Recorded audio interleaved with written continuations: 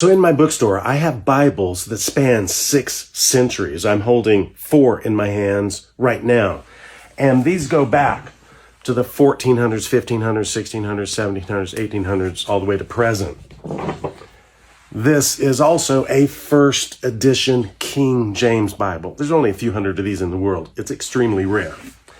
Now, what I would like to do is read one verse in the Bible, one that many of you should be familiar with if you have read the Bible, John 3:16.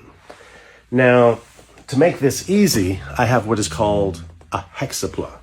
It is the Bible in 6 parallel translations, starting with the Wycliffe back in 1380 to the King James of 1611. You have the original Greek up at the top. Now, it's a little bit tricky on the Wycliffe because the wording, the spelling is quite different. But here goes. Follow along, and at the end, you're going to have the chance to make a request for a verse you want me to read. Okay, here goes. John 3:16.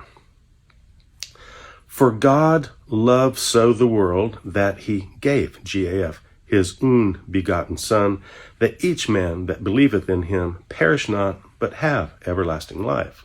Okay? Now, Tyndale.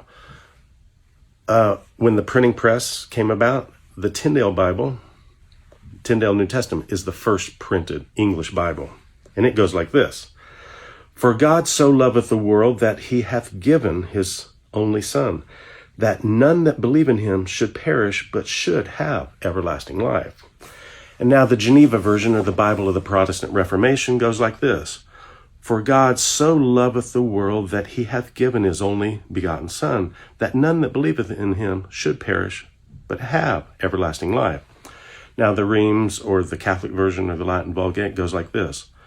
For so God loved the world that he gave his only begotten Son, that everyone that believeth in him perish not, but may have everlasting life. And finally, the King James version of the Bible, which is the most printed book in the history of the world, goes like this. For God so loved the world that he gave his only begotten Son, that whosoever believeth in him should not perish, but have everlasting life. Tell me what you think in the margin, and which verse of the Bible would you like me to read, and tell me which particular version you would like me to read that out of. What are you waiting for? Do it now.